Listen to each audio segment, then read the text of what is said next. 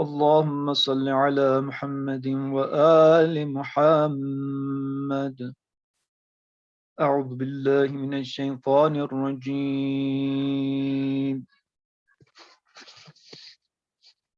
بسم الله الرحمن الرحيم.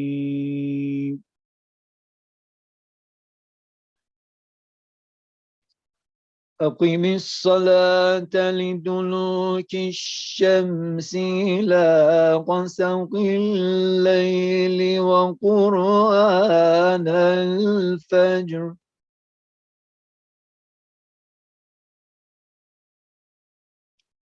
إن قرآن الفجر كان مشهودا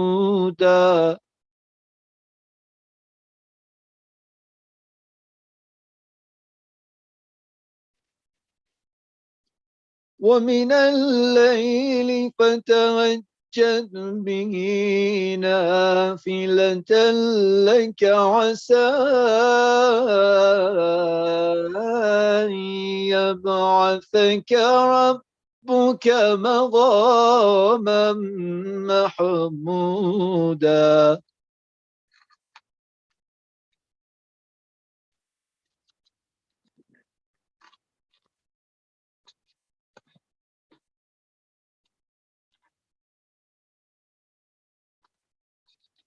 وقل رب ادخلني مدخل صدق وأخرجني مخرج صدق واجعل لي من لدنك سلطانا نصيرا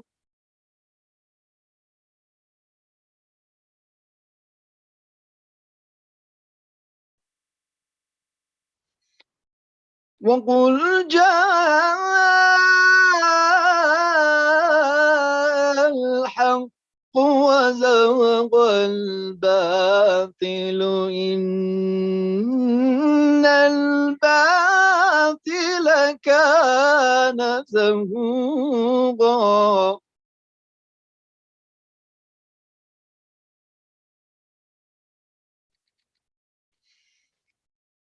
وننزل من القرآن ما هو شفاء ورحمة للمؤمنين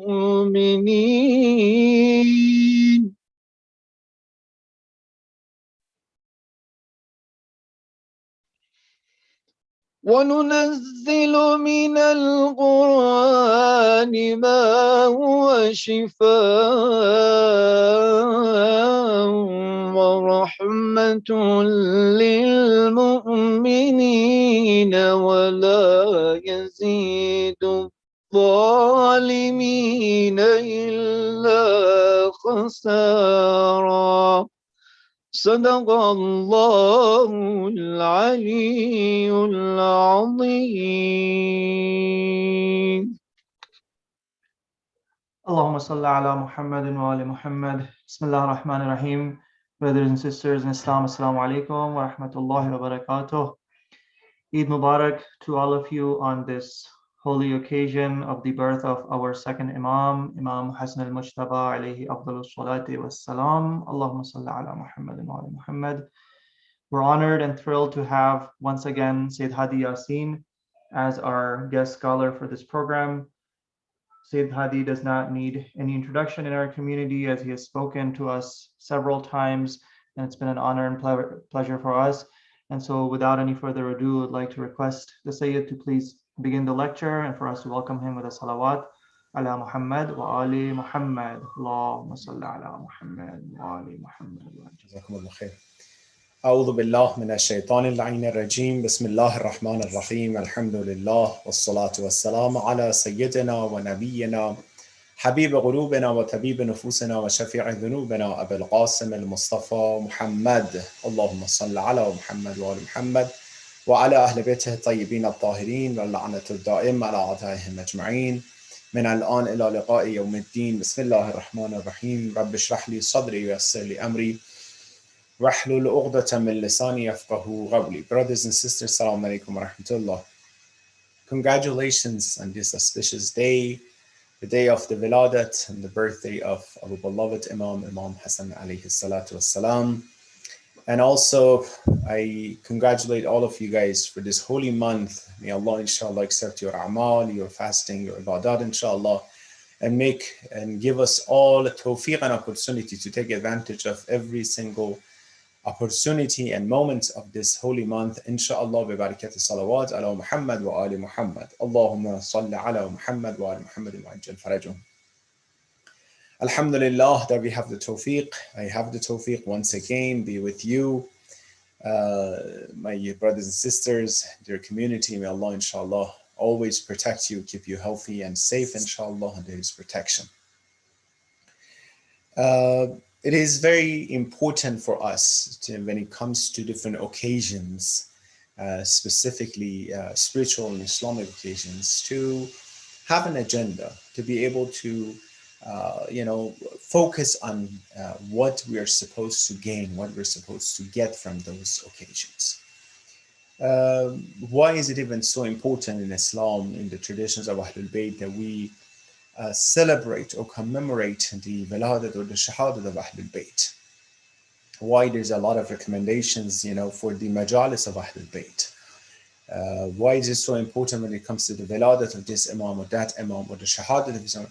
We get together, we commemorate, and we keep that name alive. We talk about that name. We have scholars come talk about that specific personality.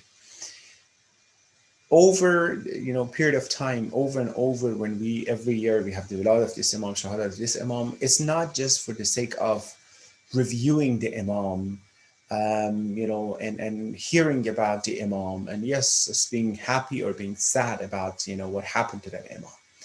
It is indeed, beside that, is the lesson and the ibrah that we have to get from the lifestyle and the teachings of that Imam for us, what they brought for us, what they want us to learn, besides knowing the greatness and the attributes of that Imam, understanding who that Imam or that holy figure was. It's important for us so we can build that rapport and relationship with that Imam in order to follow the orders and the lifestyle of that Imam and Ahlul Bayt, inshallah. And in order to get that, we need to look at the lifestyle of that holy person from beginning to the end, the whole, holistically, not just to think about one aspect of it and be happy with that. This portion of the life of this Imam, only focus on that, which people usually do that. When it comes to for example, the story of Imam Hussein, people usually only pay attention to Karbala. When it comes to, for example, Imam Hasan, only when it comes to the treaty and this peace that Imam Hasan made, or Imam Amir al-Mu'minin has, all of them. We need to pay attention to the whole story to get the most. And that means we need to study more and inshallah gain more and learn more about them.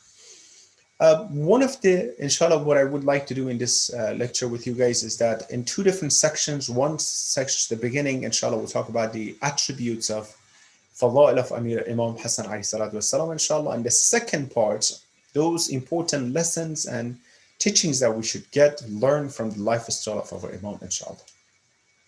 One of the important part is that Ahlul Bayt, specifically our Imams, each of them throughout their lifestyle, they had a specific mission or vision, a specific, way of teaching Islam to their followers. Although kullahum nurun wahid, they're all the same, but each of them during the specific time that they were living had a specific mission, responsibility, which overall, when you put all this together, Imams, we see this puzzle is completed. One of the things about Imam Hasan والسلام, we have to keep in mind is the importance of this person, who he was. Very interesting. He's the first son of the house of Wahy. Imagine the first son of the house of Wahy, Amir al-Mu'minin, and indeed Rasulullah Muhammad sallallahu alayhi wa sallam, who has the the opportunity and tawfiq to become Imam after Amir al-Mu'minin, Imam alayhi salatu. Of course, it's so clear how household of Amir al-Mu'minin and Rasulullah, they were happy by the birthday of this blessed Mawlud and blessed, child at that time. It's super important for them. And the first, Nozad and kid is a son, and someone like Imam Hasan alayhi salatu wassalam. And Rasulullah from the beginning, according to narrative traditions, manaqul, is that he tried to prove and talk to people and say that he is my son. And he was calling Imam Hasan my son. Specifically, when Imam Hasan was born, narrations are telling us that he was calling him his son. He was calling him and he was referring to him as Hati Ibni. When he was born, he's like, bring my son to me. Not bring my grandson to me, bring my son to me.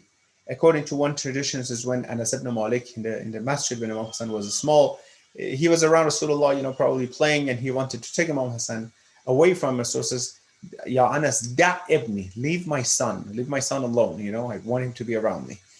Quran says in Ayah Mubahila, chapter 3, verse 61, Bismillah ar-Rahman ar-Rahim, فَمَنْ حَجَّكَ مِنْ بَعْدِ مَا جَاءَكَ مِنَ الْعِلْمِ فَقُلْ تَعَالَوْا نَبْنُ أَبْنَاءَنَا وَأَبْنَاءَكُمْ وَنِسَاءَنَا أَبْنَاءَنَا وَأَبْنَاءَكُمْ, our sons and your sons.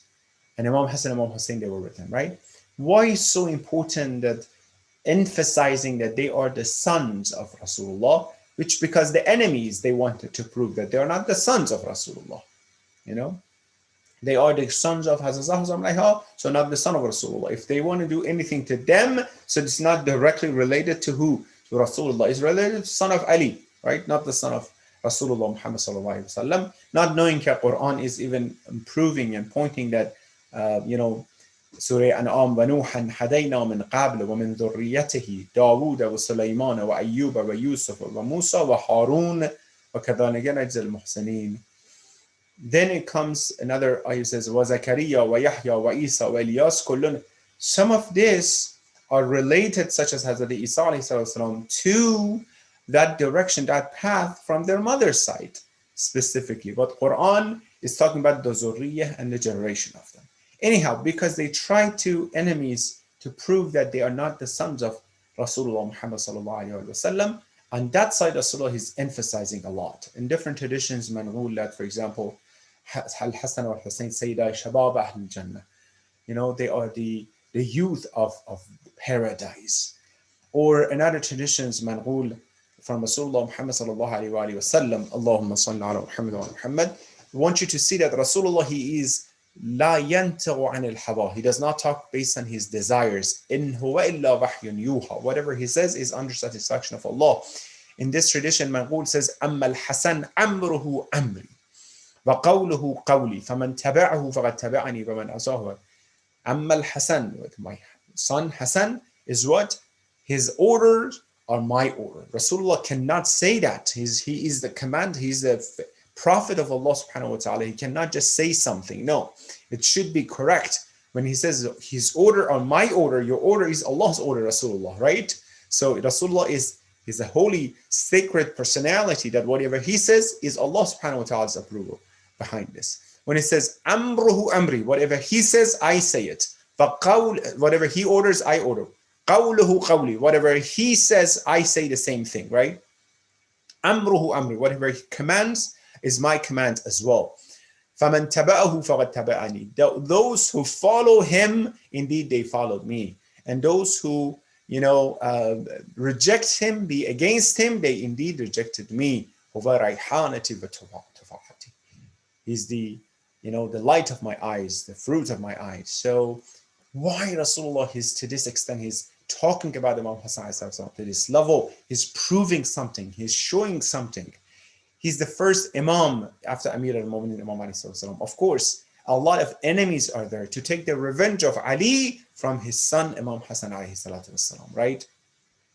Of course, those who could not do whatever they wanted, even to that extent from Imam Hasan, from Imam alayhi salatu wasalam. So, seeing that traditions narrated to this extent from Ahlul Bayt, when you put them next to the personality of someone like Imam Hasan salam, that makes sense. Why and who were Imam Hasan, and why it's so important that the order of Imam Hasan is the order of Rasulullah. And when order of Rasulullah is wajib for all Muslims, right? And then you can recognize their enemies. Who were their enemies? If Muawiyah treated him this way, if people treat him this way, if they betrayed him, who they betrayed? Indeed, they betrayed Rasulullah Muhammad sallallahu alaihi wasallam. Imam Hasan, he was living in a very sensitive time because of what happened, and because he wanted to save the life of, Muslimin, to the extent after the treaty, he's not even, before even treaty, he's not even immune from his own people, his own community. When he was saying prayers, he had armor beneath his shirt. He doesn't even trust them who are behind him. The same people who, calling him Ya Mudhill al-Mu'mineen, Na'udhu billah, you are the one who humiliated Mu'mineen. Who, him? If you're talking about him this way and you betray him this way, you're indeed betraying Rasulullah Muhammad sallallahu alayhi wa alihi wasallam. Rasulullah himself is the collection of all beauties, the collection of all attributes came from Allah subhanahu wa ta'ala to him. Each of the Imams come from the generation of Rasulullah. One or two of the main attributes of Rasulullah they had, and they were showing that main attributes. Imam Hasan, I want to mention about 2 or 3 of the attributes that he specifically got from Rasulullah according to some traditions. Although kullahum nurun wahid, again, they're the same, but some of them were more bold and more important, that because of the lifestyle and the era that they were living. One of the most important things is the bravery of Imam Hasan, that driven from Rasulullah, by the way. The traditions that Amir al-Mu'mineen, he himself being who? The best warrior of Arab, right?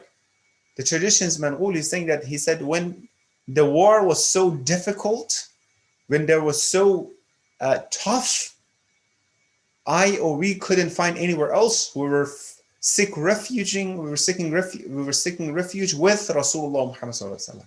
We were going to find panah from him. He would support us. Look at the bravery of Rasulullah, right? That they were coming to him. Amir al-Mu'mineen. So one of the attributes of Imam Hasan is the bravery of Imam Hasan, that what he did, and what he did was his responsibility based on Islam, the Shara, his responsibility that you need to do this. It is important that when we talk about the Imam Ma'soom, brothers and sisters, we're not talking about a very good person, a very knowledgeable person, a very wise person. No. We're talking about Ma'soom, infallible person, Hujjat of Allah, representative of Allah. Whatever he does is correct. He is the measurement of righteousness. Not that you have a righteous, no, he is the measure of righteousness indeed. What he does is khair. What he does is correct. Not that he himself is, no, because we know who he is. He is a ma'soom, he's an infallible person who does this. When it comes to the Sulh and treaty of Imam Hasan, it's not that was it good or not. That's it. Imam Ma'soom does it, and that is supposed to be done.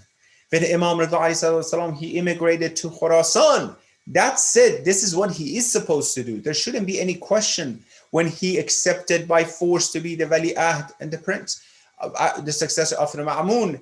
It's what? It's the order. He has to accept that. Being forced actually to do that. There's no question. There's no inqul. Maybe Imam could do it. Maybe not this way, that way. We're talking about Ma'soom alayhi salatu wasalam. The bravery of Imam Hasan alayhi salatu wasalam, it's so important from his childhood, standing in front of Abu Sufyan. Then when he was child in front of those people who occupied the khilafat of his father, telling them, come down from the member and pulpit of my grandfather, go climb the member of your own grandfather, The bravery of Imam Hasan, the difference between Imam Hasan and Imam Hussein, you know what it is? Imam Hasan first, he goes to war, then he make the treaty of peace and sulh. Imam Hussein first, he kept the treaty of peace, then he goes to war. Imam Hussein, 10 years At the time of Muawiyah, he didn't do anything. He respected the treaty and the sulh and peace of Imam Hasan. He didn't do anything. After 10 years, when Muawiyah, after the death of Muawiyah, in the time of Yazid, that happened because the treaty was not with Yazid. Imam is so brave. The bravery of Imam Hasan, number one, which we have to learn from bravery of Imam Hasan, by the way, is so brave that he goes to the war against Muawiyah with all those people, of course, but they betrayed him. Ibn Abbas, with 1 million dirham, left him, his commander, chief commander, in the middle of the battlefield.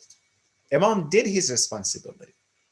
If they were pulling, Sajjad and Janamaz beneath her feet, it's their issue, their fault that they left the Imam alone. He has to now, he's forced to make that solemn treaty with him. So, why we said the bravery number one? Because we need, brothers and sisters, to extract that from the story of Imam Hasan and bring it to our own life.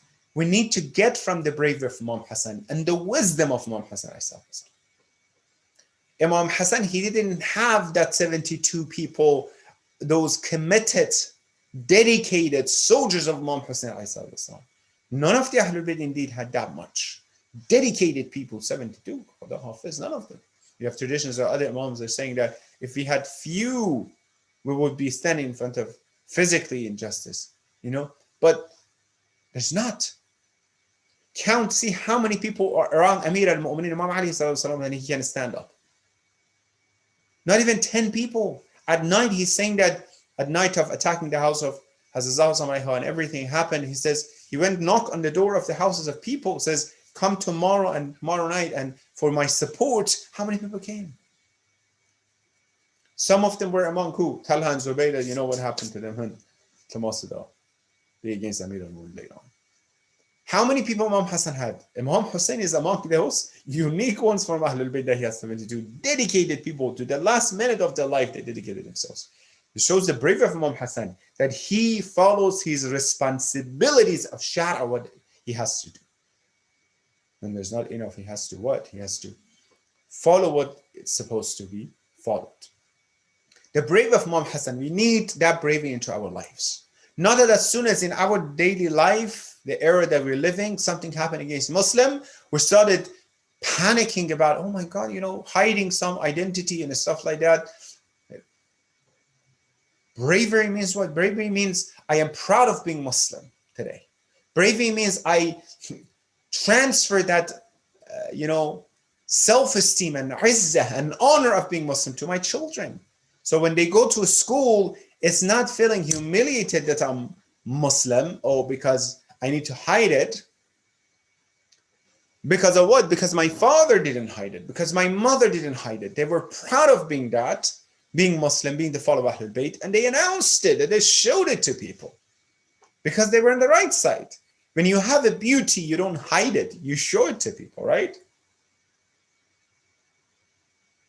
When you are in the right side, you don't hide it. This example is when you know the answer, teachers ask you, you don't hide, you show, you answer the correct answer. When in our time and our life, we need to bring this self-esteem and izzah.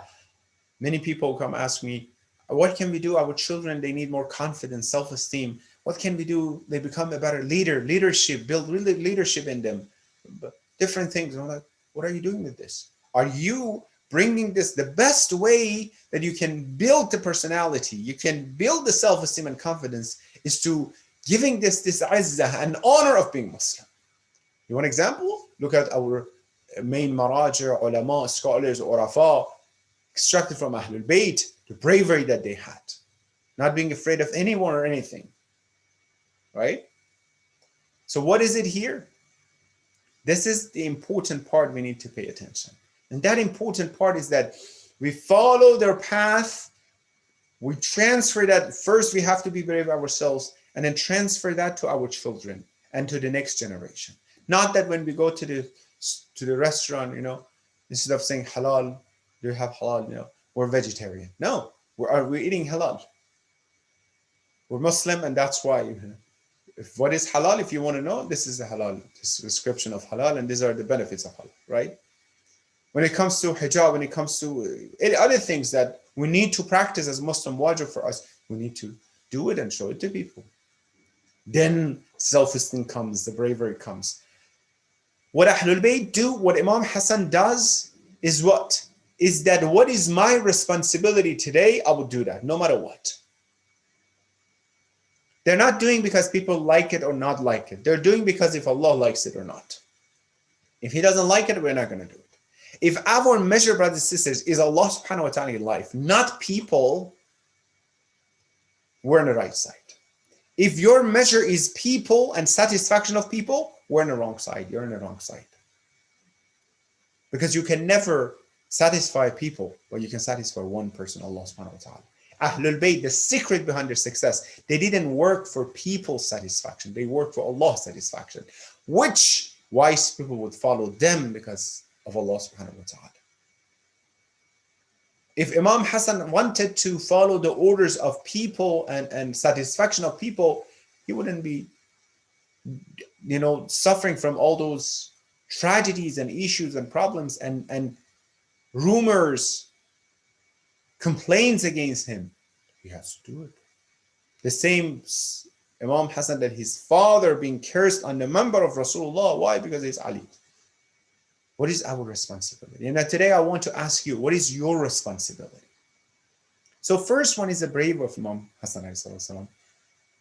The second one is the generosity of Imam Hasan. Again, came from Rasulullah, the head, the source. The generosity of Rasulullah Muhammad. In the case of Imam Hasan, is very, very famous. Kareem Ahlul Bayt, right? The very generous person. Ahlul Bayt, they have different titles. When it comes to Imam Ridha, it says, Alima ala Muhammad, Allahumma salli ala Muhammad. Alima ala Muhammad. The most knowledgeable one of the Alim, the knowledgeable one of the Alim Muhammad. Well, all of them are knowledgeable. Specifically because of that time and responsibility and mission, they have different titles. Kareem Ahlul Bayt. Why? 2 times donated his whole asset for the sake of Allah. Other times split it in half, his asset, his own life and income, everything here for the sake of Allah subhanahu wa ta'ala, he donated. Generosity, not being attached to dunya. This is another thing we get from Imam Hasan. Brothers and sisters, Ahlul Bayt, don't think that they were poor. Don't think that they didn't have enough money. They were actually rich. No, by the meaning of rich, they were rich. Amir al-Mu'minin Imam alayhi salam, he goes, built, developed gardens left and right, water well and everything. He's rich. The thing is that he doesn't keep for himself. He gives it to others. Imam Hussein, he comes to Karbala. He bought the whole land of Karbala around the area. So when later on the war comes, this is the land of Imam Hussein. No one came to. They were rich. But what kind of rich?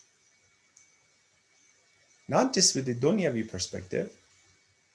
Although they had everything that they had. Look how much let me tell you, Ibn Ziyad, when he comes to Karbala, Imam Hussein tells him, they told you that you're going to be in Ray, right? Talk to him and everything. He says, yes, blah, blah, blah. And Imam says, you can't go there. He says, if I don't follow them, they're going to destroy my house and take all my asset. Imam says, I'll give you more than that. Well, Imam should have the money to promise this, right? Anyhow, what comes here is this. The generosity for them, for Imam Hasan, is that they have it, but they are not attached to it. They're not attached to it. That's why it's easy for Imam Hasan to donate his whole life for the sake of Allah, his whole asset for the sake of Allah 2 times. Because he's not attached to it. Not counting one by one. Oh, $1, $2, $100, $50, $1,000. No. Razzaq is someone else. What we need to bring and learn from Imam Hasan today is that the generosity, we can have who is better than Muslim and follows Ahlul Bayt to have the best. Even from dunyavi perspective, according to the enough level. If you want to ask Allah to give you, don't ask Allah to give you a lot. Ask Allah to give you enough that is your level. Qina'ah, contentment is important here, right? Not more than your level that you might distract you, your children will be distracted.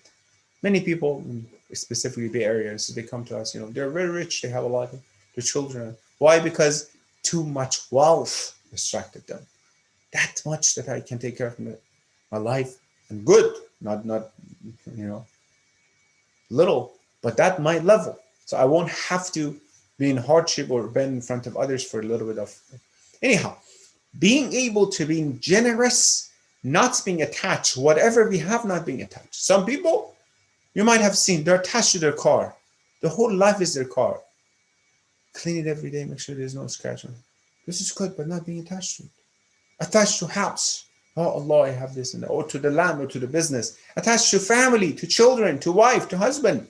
With this meaning of being attached, so they distract you from Allah subhanahu wa ta'ala. That is wrong. If a wealth and money distract you from Allah subhanahu wa ta'ala to this extent that you're working, it's the azan time, you're distracted, you're not saying your salat on time, that's something you need to question. I know sometimes there's a different situation. I'm saying overall, what is the priority? Wealth? It reminded me of the story of one of the brothers in LA was telling me. He had a carpet shop. He said, in downtown LA, he said, one day I had a customer came. He wanted to order a lot. And then he came and he was looking for the carpet and everything. He said, it was around the time of Zohr, Azan Zohr. And I was in the battle. He has a lot of order. I need to stay, and I didn't have anyone else to take care of him. I need to stay with him and take his order or go pray. I said, finally, I says, no, I need to go pray. I told the person, I says, I'm sorry, well, if you're, looking for the things, I have to go pray and I'll come back. He says, no. He said, no, if you go and pray, I'm going to leave. I don't have time. Look at that. When the test comes, it's a difficult all the time test, right? He says, no, if you go, I don't have time, I will leave. If you want to make a deal right now, finish it, take my order, then I said, no, I have to go pray anyhow. If you want, you can stay. He said, the door was open. I went over there a little bit, whatever he had, started praying. He told me himself. So I started praying. And he said, after my salat, probably Zohr, finished my Zohr, came, he's still there. He said, I thought you said you want to leave. He says, no, this is what he told me. He said to him that, I can trust you a lot because you do not betray your faith and your God. You're a trustworthy person. I can't go anywhere else to find someone like you. I want to make a deal with you because you're a trustworthy person. You knew I might leave. You close your eyes to all this money for the sake of your faith. You're a trustworthy person. Subhanallah. This is how Allah respond us in dunyavi perspective. So this brother cannot go to Allah and says, Ya Allah, you see, I lost $10,000 because of your salat. Allah says, no, first and foremost, there you go, you got it, maybe more. Second, akhirat as well. Allah answers in dunya wal akhirah in different ways. Therefore, generosity. Generosity in what? Being myself, my time. It's not just money, my time. Being generous, being volunteer, spend time for the sake of Islam, for the sake of Ahlul Bayt, for the sake of, expanding Islam. Being volunteers at centers. The center shouldn't have only 2 or 3 volunteers do everything all the time. You're missing the opportunity. There should be a fight, a good fight. Brother, this is my turn. I need to come. No, brother, it's my turn. As-sabiqun, as-sabiqun, ulaika al-magharun. Sister, this is not your turn. I have to sweep the carpet. No, for the masjid. No, sister, it's my turn today.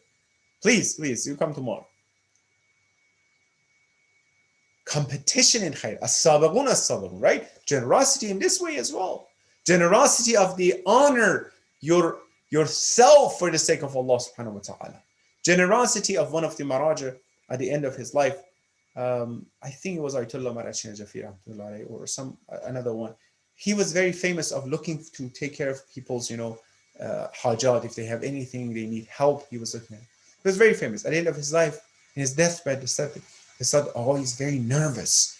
Why, Maulana, why you're so nervous? He said, I wish I could do more for people. He says, Maulana, you're a manager. You're famous of helping a lot of people. He says, I wish I could bring and use my own abru and honor for the sake of people more.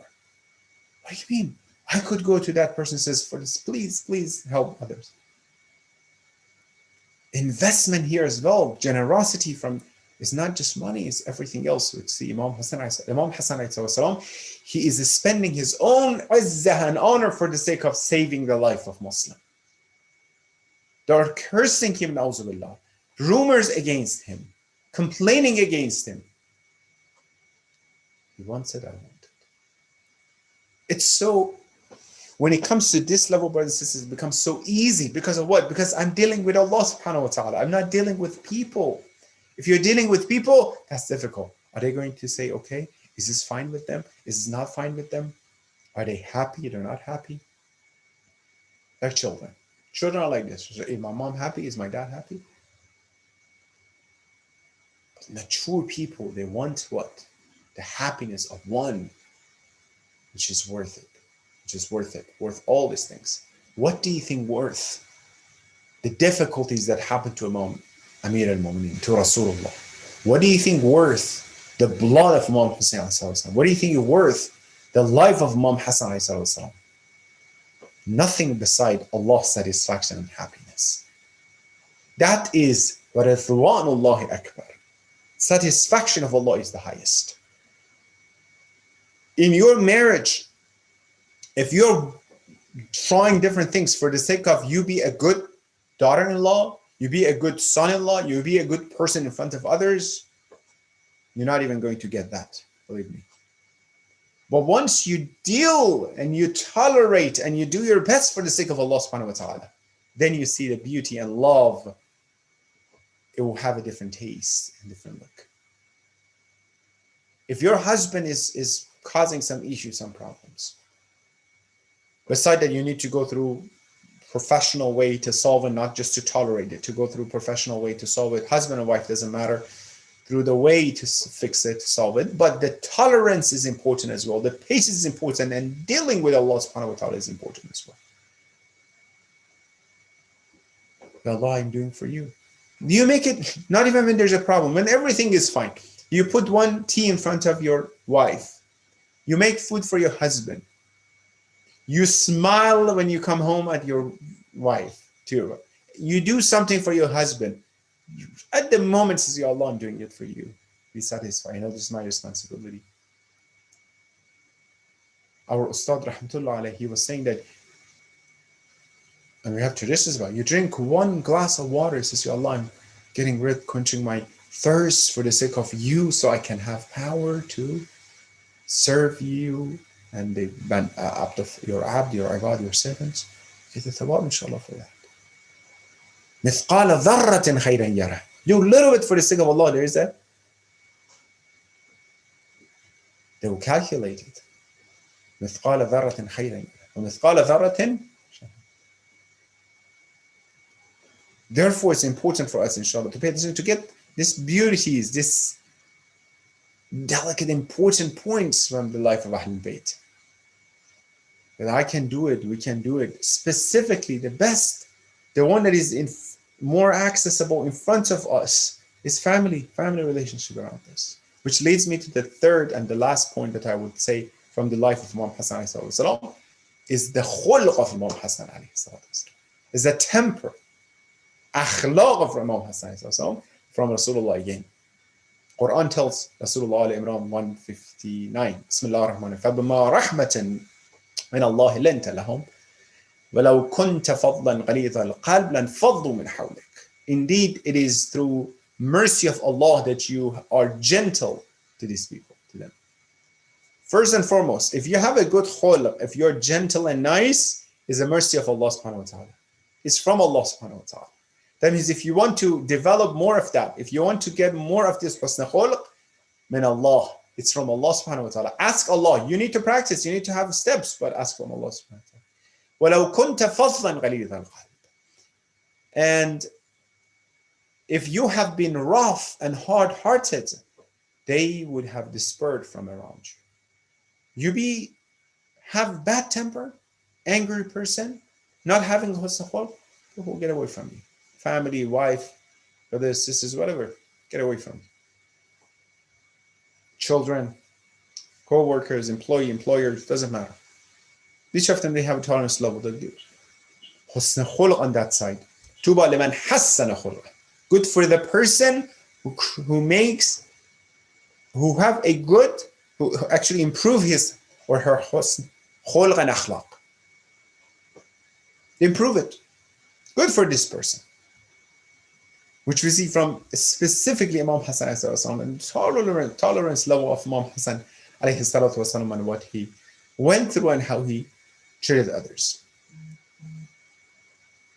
What is important is, brothers and sisters, is that when it's difficult having a husn khulq, being a good temper, khush akhlaq, is not one time, two times temporary. No, it's permanent. It's a permanent adjective. You don't call someone who just sometimes smiles, sometimes good, treat people nicely. No, it's an adjective. The person you always know is a good, has a good husn khuluq and good temper. He says, no, mashallah, this person, she or he are a very good tempered person. When it is difficult to show, to tolerate and have a husn khuluq, that's more valuable. When a person in front of you doesn't respect you and you're respectful, that's difficult. When your wife, some situation happened and she's not treating you nicely, but you're treating her nicely, that's more valuable because you have a husn khuluq. When he's not talking to you this way that he's supposed to talk, but in return you're talking nicely and you're following the steps, that is more valuable. When your parents are not the one who are supposed to be, or whatever you're doing that make you upset, but because of Allah, you respect them, you don't tell them off, that is more respectful. That is more valuable in the sight of Allah subhanahu wa ta'ala. No pain, no gain. More difficult, the best a'mal and actions are the most difficult ones. Otherwise, everybody could do it. So being good tempered, why is so important? Ayat of Quran, traditions we have. Traditions are saying the best of all mu'mineen are the one who have the best of akhlaq. The best of akhlaq.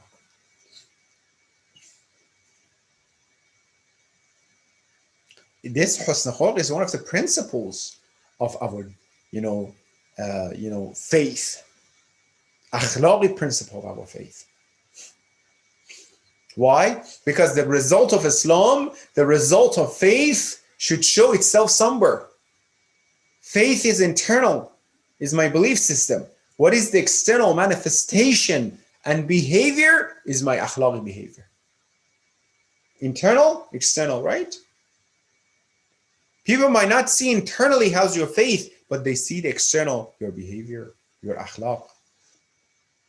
If they want to say how Muslims are, they don't look at your faith internally, what you believe in. They look at your belief outside. Your behavior outside. How do you treat others? How respectful you are. That's the external aspect. That's why many people either will be attracted to Islam by seeing good Muslims, or get away, reject Islam because of people who they see. Isn't it? The world are seeing the propagation against Islam and those savage, barbaric people. They said, oh, Islam is like this. What if they see opposite? That's why Islam becomes the fastest growing religion, when they see the opposite side of those that they are showing, the good side, the husn khuluq side, the nice side. Right? Always showing it to people. And it has a huge, al-mu'minu bishru fi wajhi wa huznu fi qalbih. Mu'min is the one, when you see mu'min, you should feel happy. Should make your day. Not the mu'min always frowning and salam alaikum, tired, angry. I don't want to see you. Mu'min should. You heard that famous story, the guy came and disrespected Imam Hasan, how he treated him. He comes and that Arab Badawi comes and says, who is Muhammad? Talking to Rasulullah this way. Who's Muhammad? He's coming, sitting next to Rasulullah. He's talking to him, giving him the advices and everything about Islam and everything else. What attracted people? I would wrap up quickly, brothers and sisters. What attracted people at the beginning of Islam? You tell me. Ayat of Quran, details, tafsir of Ayat of Quran. There's no Ayat of Quran. There's one or two Ayat of Quran at that time, right? The fiqh of Islam, the details of, Salat, and no, it's not developed fully yet. Is it the ahkam of Hajj and Khums and Zakat? It's not there yet. Is it the irfan of Islam? Well, where's irfan? No irfan yet. They don't even know what is left and right of Islam. Think about this. Those great companions of Rasulullah, Abu Zar, Maysam, Malik Ashtar, I don't know, all these people around. What attracted them? Bilal al-Habashi, what attracted them? Think about it. To see the power. The angels came and Rasulullah showed them the heaven? No. What attracted them? Rasulullah showed them the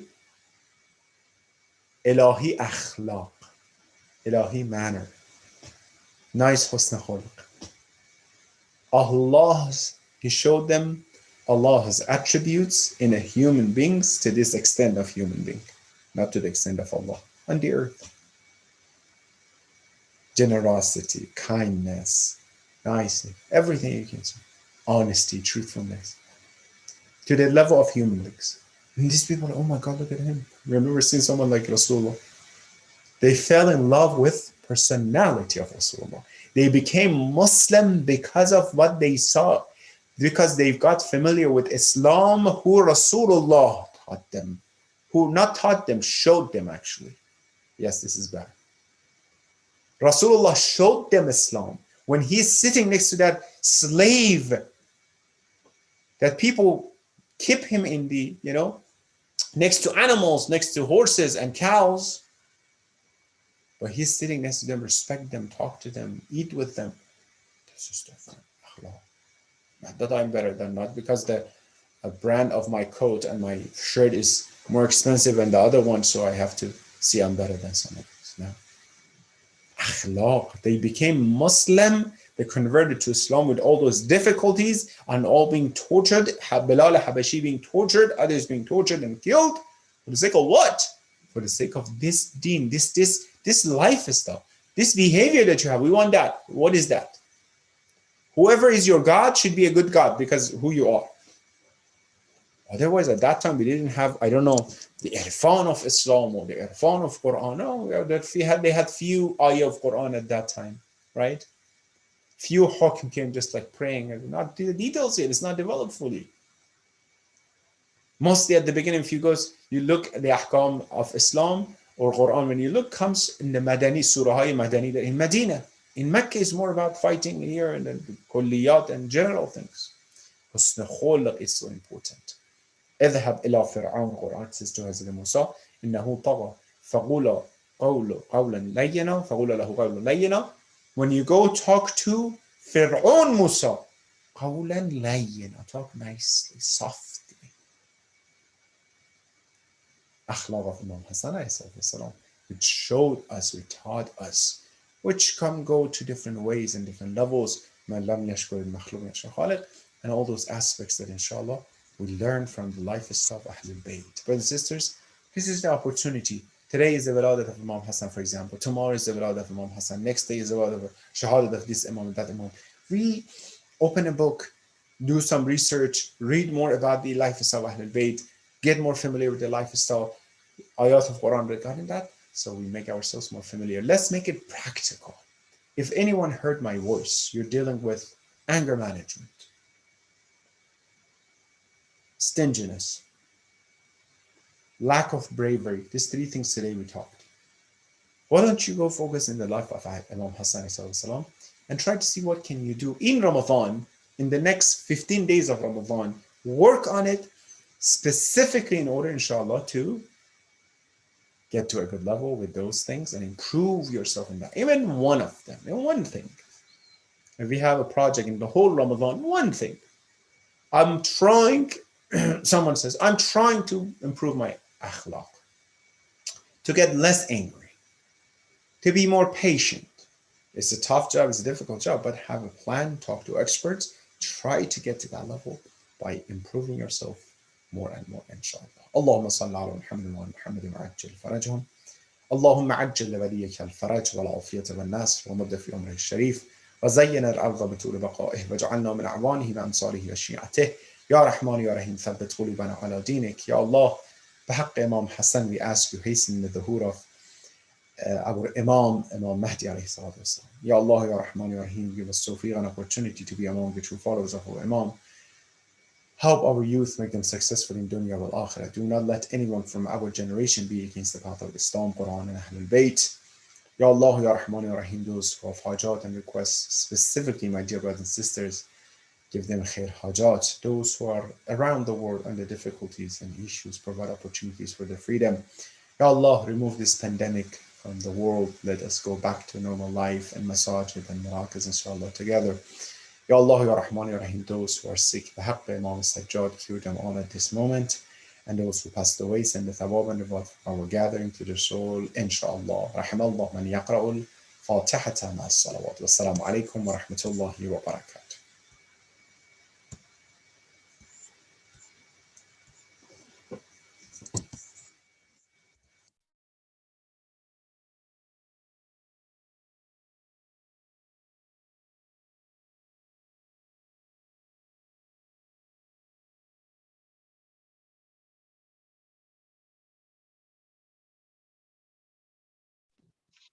بسم الله الرحمن الرحیم. دلدار سرای فاطمه می آید، ممدوح خدای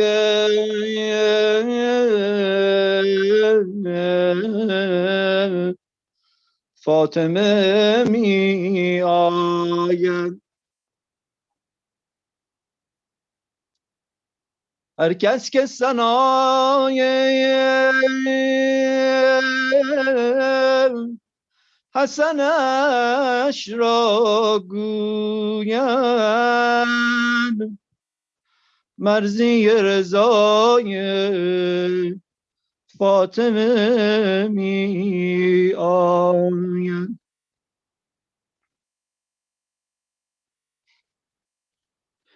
شب نیمه ماه رمضان، جشن کریمه، تو هم با سائلا بخون جشن کریمه. شب نیمه ماه رمضان، جشن کریمه، تو هم با سائلا بخون جشن کریمه. ای دل دعا کن، مولا رو صدا کن، هرچی که داری نظر مجتبا کن. ای دل دعا کن، مولا رو صدا کن، هرچی که داری نظر مجتبا کن. قاصدک خبر میاره که خدا مهمونی داره، نمک سفره رو امشب داره تو سفره میذاره. روح رحمان و رحیمه که روی بال نسیمه، شب میلاد کریمه، شب میلاد کریمه. همه ملائک اومدن شهر مدینه، خونه زهرا و علی عرش برینه. همه ملائک اومدن شهر مدینه، خونه زهرا و علی عرش برینه. لبخند مولا جون میده به تا، آی دنیا امشب مادر میشه زهرا. لبخند مولا جون میده به تا، آی دنیا امشب مادر میشه زهرا. دعای لب رسوله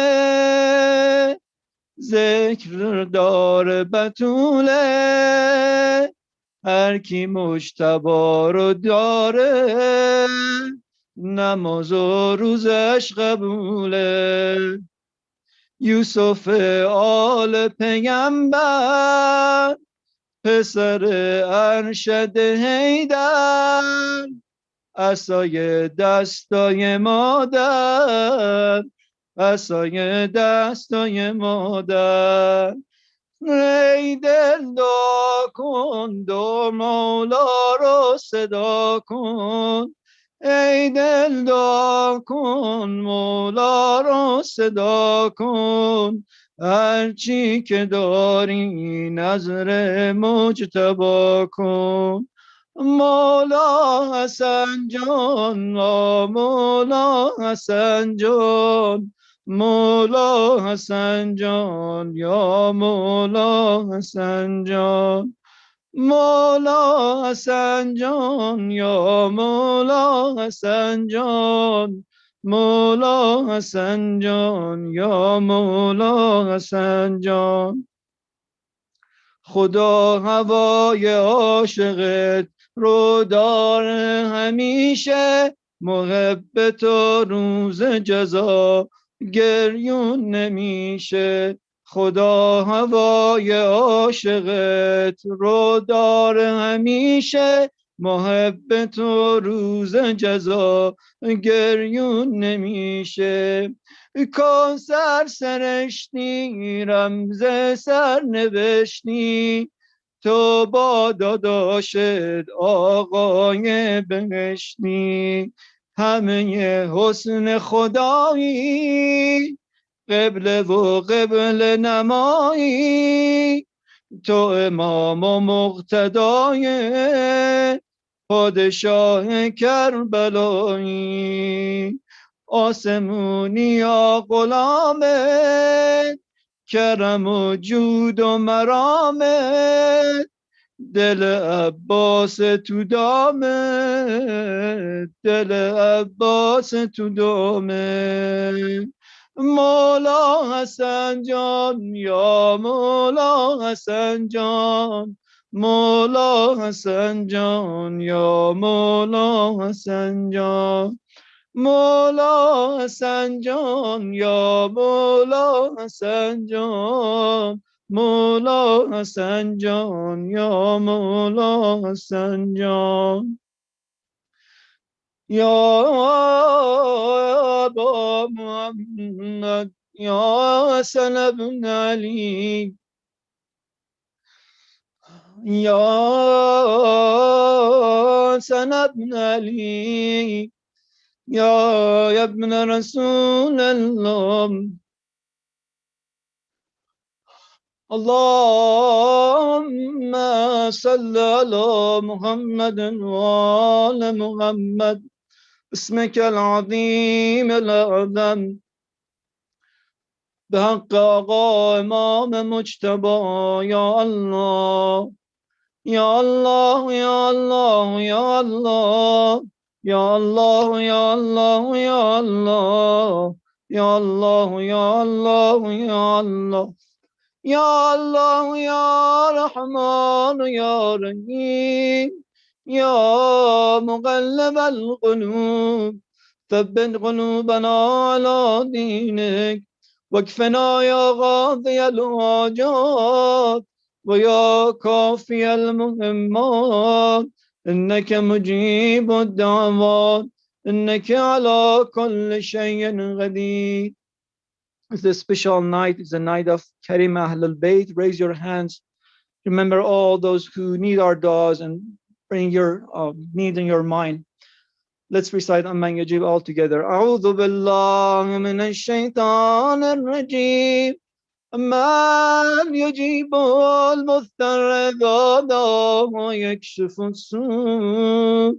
أمن يجيب المضطر إذا دعاه ويكشف السوء. أمن يجيب المضطر إذا دعاه ويكشف السوء. أمن يجيب المضطر إذا دعاه ويكشف السوء. أمن يجيب مضطر إذا دعاه يكشف السوء. رحم الله من يقرأ الفاتحة مع الصلوات.